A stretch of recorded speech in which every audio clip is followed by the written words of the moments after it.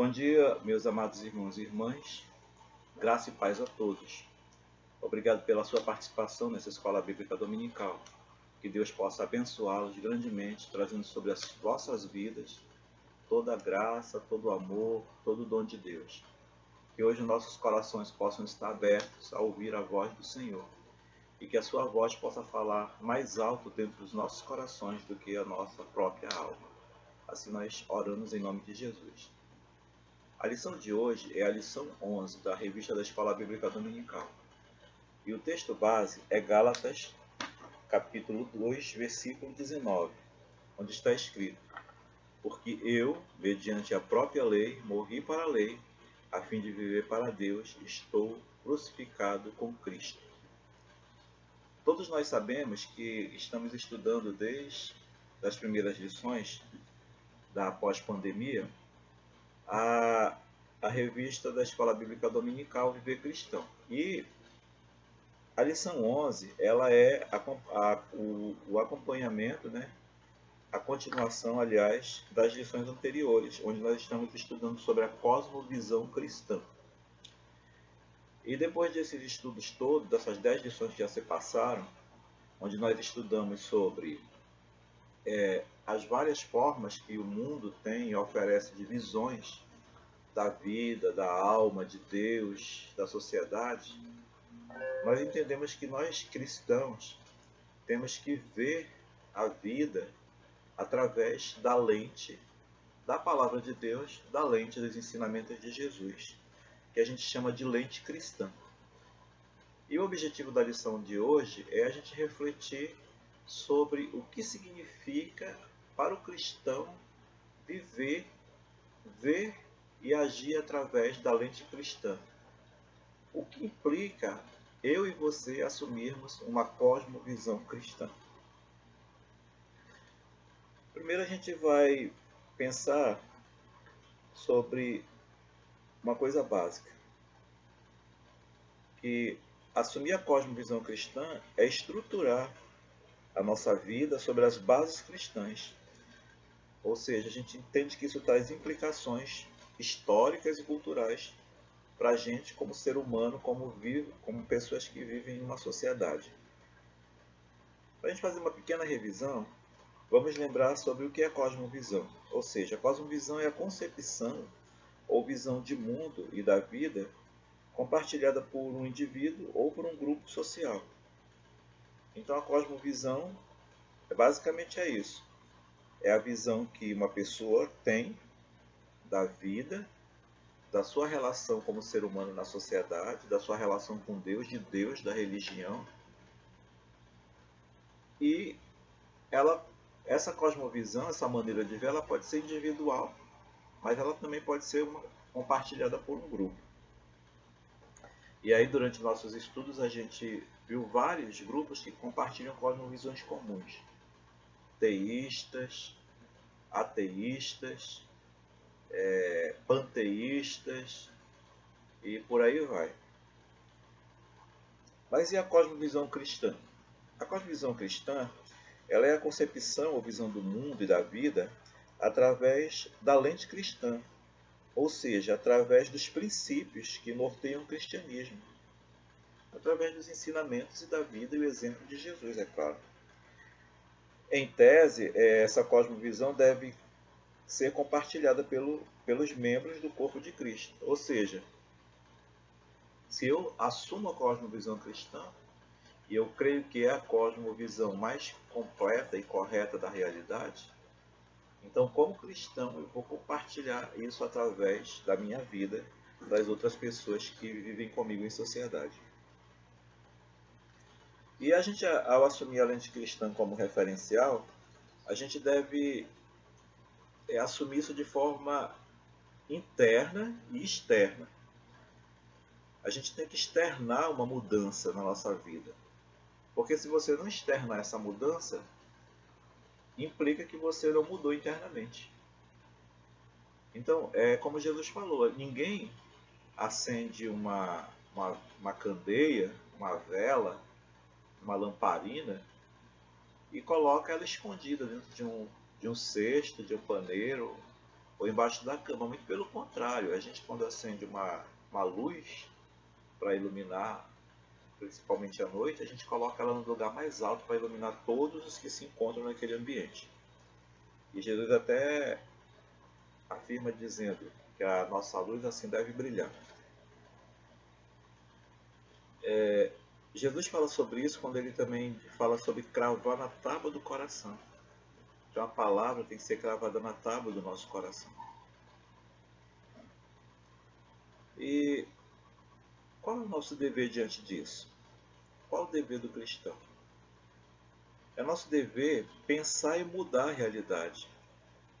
É reabrir a história e devolver a esperança a partir da providência e da visão de uma escatologia, mas também do que e do como a nossa inserção na história. Isso daí é uma citação de Cavalcante, um autor cristão, que fala sobre a cosmovisão cristã.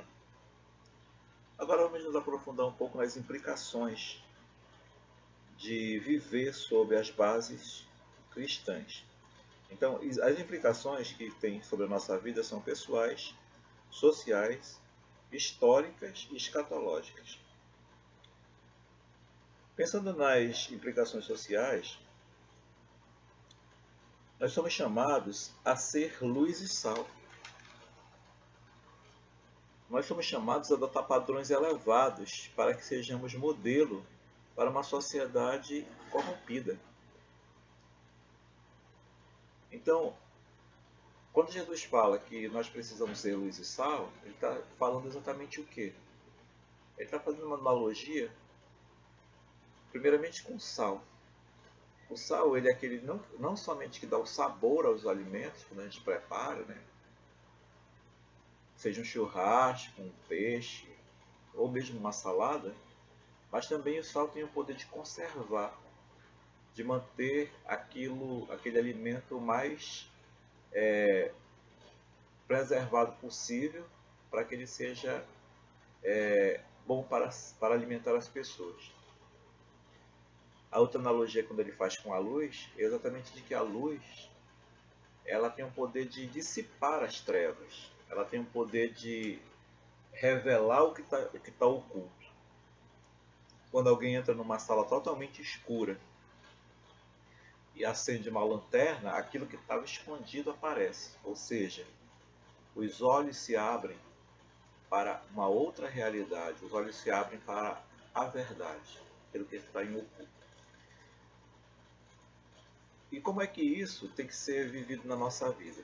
Primeiramente vamos falar sobre o testemunho. O nosso testemunho precisa ser evidenciado no mundo e na sociedade. Isso inclui o quê? O trabalho, os negócios, as amizades, os estudos e até como você se comporta no trânsito, tanto como pedestre quanto como condutor de veículos. Imagine você, quantos acidentes seriam evitados, quantas mortes seriam evitadas, quanta dor e sofrimento seria evitado se o ser humano basicamente obedecesse às leis de trânsito. Se cada motorista respeitasse os limites de velocidade, se cada pai e mãe, ao entrar no carro, se preocupasse em colocar o cinto de segurança e colocar a cadeirinha e o cinto de segurança para os seus filhos, se cada pedestre se preocupasse em atravessar na faixa, em observar o semáforo. Então, isso daí é um pequeno exemplo de como o Evangelho ele pode trazer luz, pode trazer vida para as pessoas.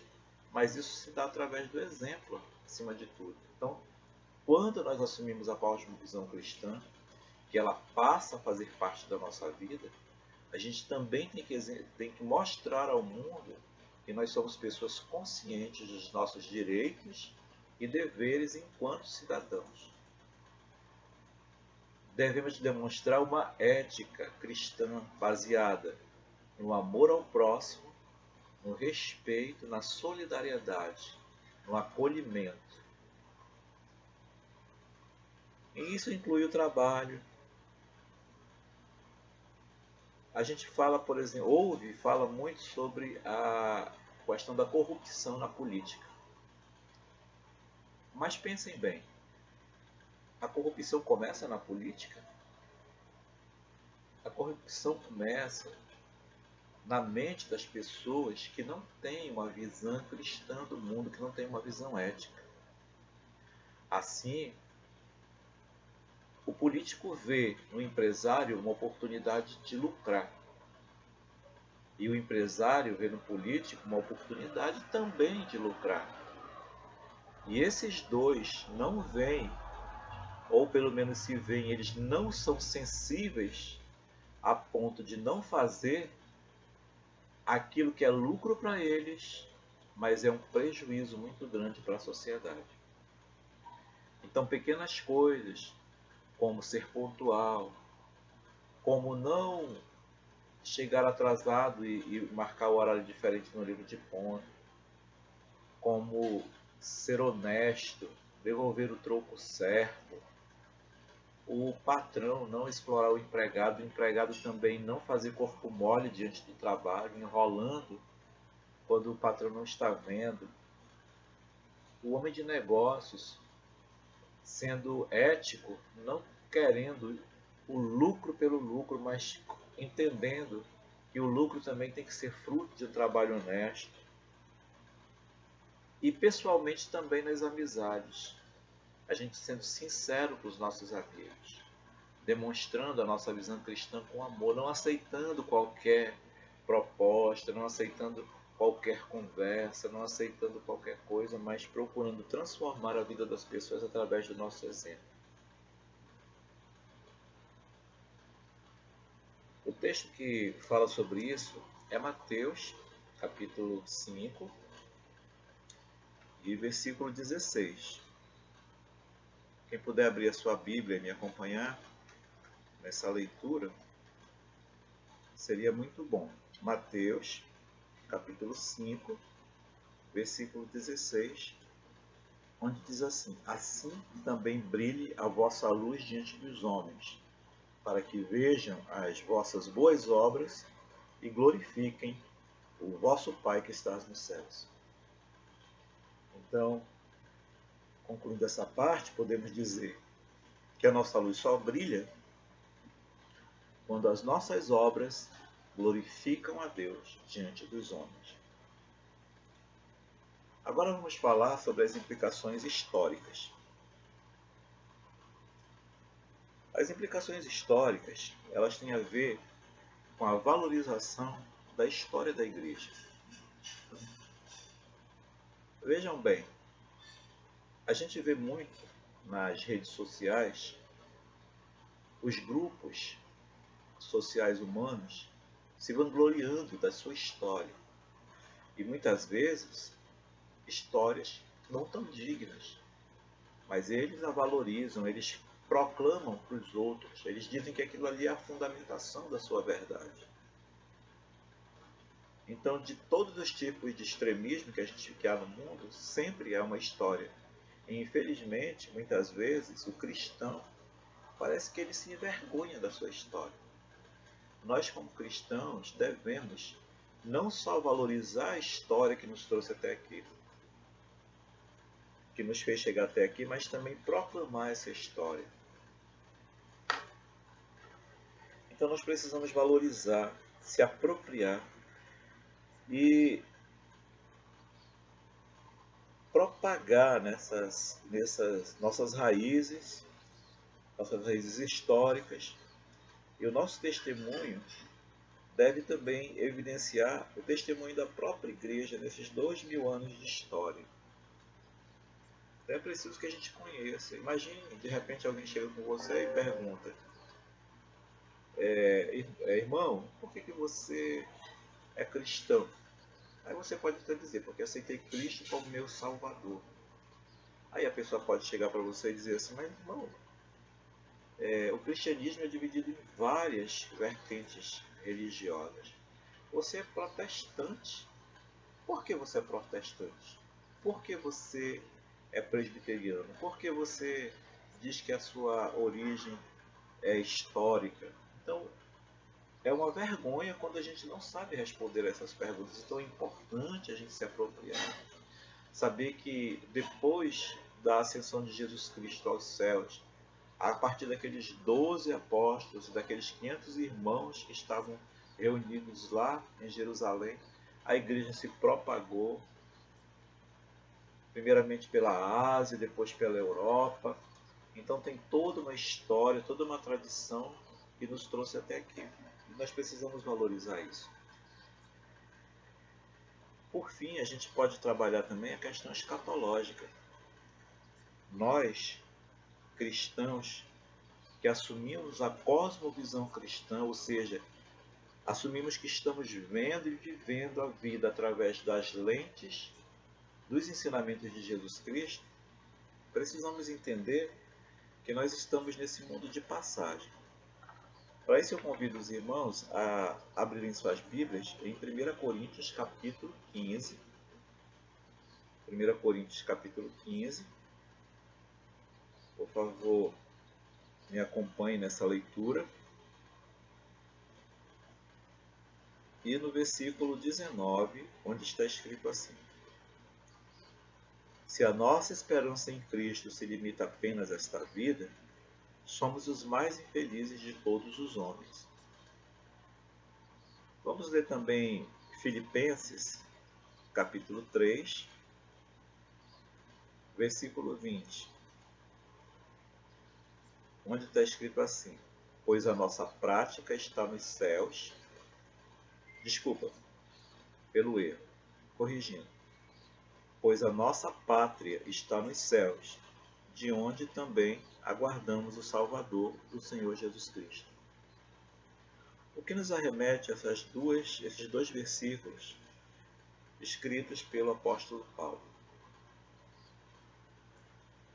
É que, assim como Paulo, nós devemos assumir que nós não somos cidadãos desse mundo, que nós estamos aqui de passagem, que essa verdade mundana é uma verdade passageira, que a verdade verdadeira ela está com Jesus Cristo no céu, na nossa pátria. Quando Jesus morreu na cruz pelos nossos pecados e Ele nos atraiu a si, Ele nos fez cidadãos dos céus. É por isso que Jesus ele dá assim, algumas orientações para os discípulos. Quando ele disse para os discípulos que quando eles saíssem para evangelizar, eles não deveriam levar 2 túnicas, 2 capas, não se preocupar com pão, que ele estaria cuidando deles. Quando ele diz que a gente deve olhar para os lírios do campo, para as aves dos céus, ele está dizendo que não vivam nesse mundo como se vocês fossem viver nele eternamente. Não perder a vida, não perder as oportunidades de crescer espiritualmente, buscando incessantemente as riquezas terrenas. Porque tudo isso é passageiro. Jesus mesmo diz que a gente tem que acumular tesouros no céu, onde nem traça, nem ferrugem corrói. Então é no céu que está a nossa esperança, é no céu que está a nossa realidade, é no céu que está o nosso Salvador, o nosso Senhor Jesus Cristo. Então a gente tem que viver assim, como peregrinos. Peregrinos. Vocês lembram do patriarca Abraão?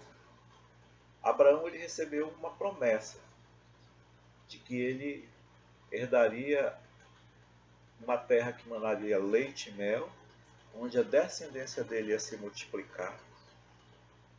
E Abraão, obedecendo ao chamado de Deus, deixou a sua casa, a sua parentela e se tornou um peregrino. Abraão não chegou